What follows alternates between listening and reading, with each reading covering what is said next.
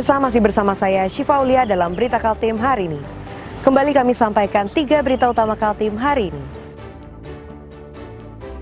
Polisi tangkap 9 orang yang terlibat dalam penembakan pria di tempat hiburan malam di Samarinda.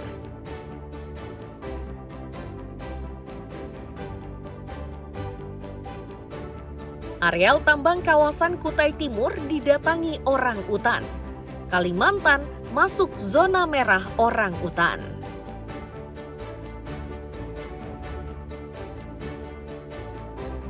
Tangis haru warnai pelepasan jemaah calon haji asal Balikpapan.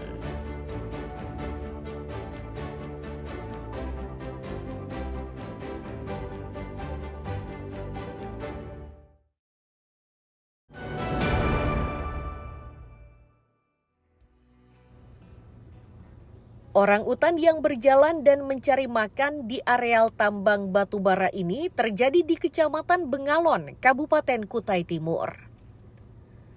Orang utan tampak tidak peduli dengan aktivitas alat berat serta kerumunan manusia yang melihatnya. Mamalia yang dilindungi ini hanya ingin mencari makan. Video amatir di kawasan pertambangan batubara Kalimantan Timur atau yang sering disebut Simpang Perdau ini tuai sorotan. Sebab masuknya orang utan di area tambang tak hanya sekali terjadi. Kondisi ini mendorong BKSDA Kaltim untuk memindahkan atau translokasi habitat orang utan.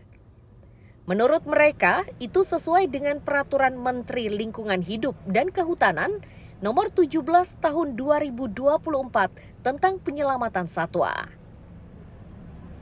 Sesuai dengan aturan yang kita pegang, Permen HLK nomor 17 tahun 2024, maka upaya translokasi itu dapat dilakukan jika ada individu yang mengalami konflik, baik itu antara manusia dengan satwa, maupun juga jika ada individu yang terisolir, tidak bisa kemana-mana lagi. Maka upaya itu bisa dilakukan kegiatan translokasi.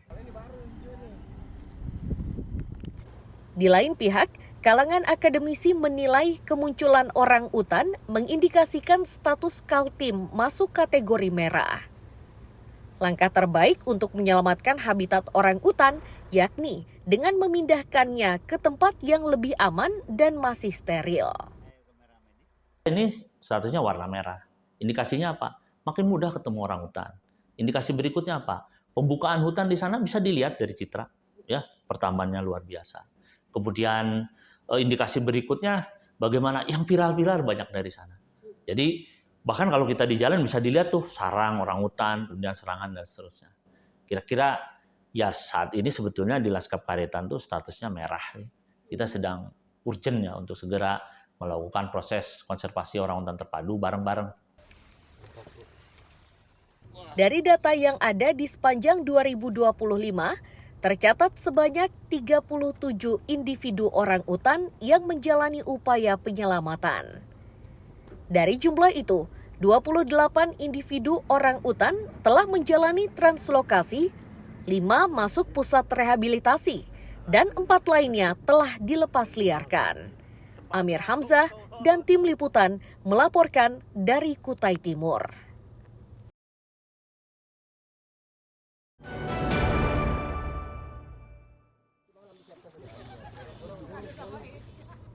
Jalan poros di pesisir selatan Kabupaten Berau, tepatnya di Kampung Pilanjau, sejak Minggu siang tidak bisa dilewati lantaran ambles hingga beberapa meter. Kondisi tersebut menyebabkan aktivitas warga menjadi terhambat. Untuk mengatasinya, polisi bersama sejumlah warga berupaya membuka akses dengan membuatkan jembatan penyeberangan sementara. Hanya saja, akses tersebut hanya untuk sepeda motor atau sepeda kayu.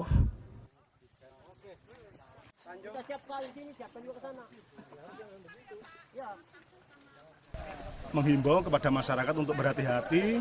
Kemudian kami dari Polsek memasang safety line supaya masyarakat berhati-hati, Pak ya, bisa bisa tahu situasi di yang ada longsoran ini. Mungkin itu aja, Pak. Penanganan sementara yang dilakukan apa, Pak? Penanganannya kami bersama masyarakat tadi membuat jembatan darurat. Dalam kondisi seperti itu, warga berharap pemerintah segera turun tangan. Bagi warga, keberadaan jalan ini sangat dibutuhkan karena menjadi satu-satunya akses untuk melintas.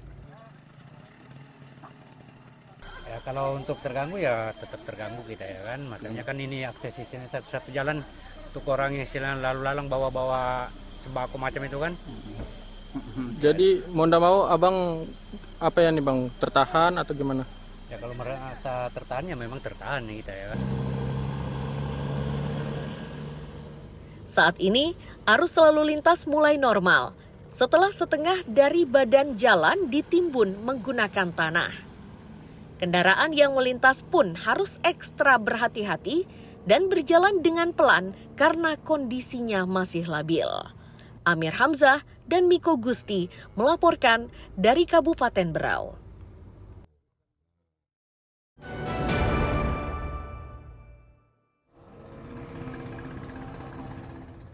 Gelap.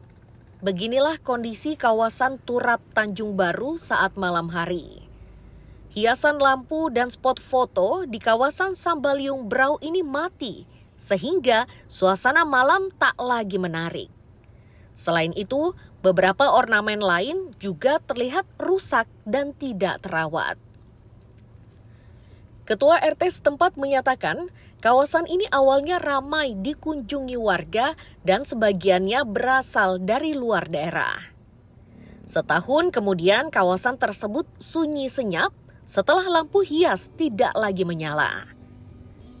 Kerusakan yang dinilai cepat itu membuat Ketua RT setempat heran karena anggaran proyek ini mencapai 37 miliar rupiah. Itu bangunan yang dibangun tahun 2020 itu memang sempat menjadi ikon lah waktu itu, rame. Itu banyak pengunjung dari Samarinda, bahkan dari Samarinda. Rame, saya juga bangga, senang. Sampai sekitar setahun sudah tidak bertahan, sudah lama, sudah mati lampunya. Kondisi tidak tertentu membuat warga ikutan resah. Mereka khawatir lantaran kawasan yang gelap itu kini kerap digunakan oleh sekelompok orang untuk pesta minuman keras hingga mabok-mabokan. Kalau penanganan sih lampunya karena sudah lapor, kata PRT sudah lapor pihak terkait sih, tapi sampai sekarang belum ada titik temu. Kondisinya sudah berlangsung lama berarti Pak ya? Ada setahun lebih, ada Setahun lebih. Tampaknya pemabuk ngumpul-ngumpul. Kalau kita anda usir tengah malam tuh mabuk-mabuk. Tapi jangan juga disepelekan artinya. Usulan untuk perbaikan turap sejatinya sudah disampaikan Ketua RT sejak tahun 2023 lalu. Namun hingga saat ini belum ada upaya penanganan lebih lanjut. Amir Hamzah dan Miko Gusti melaporkan dari Kabupaten Berau.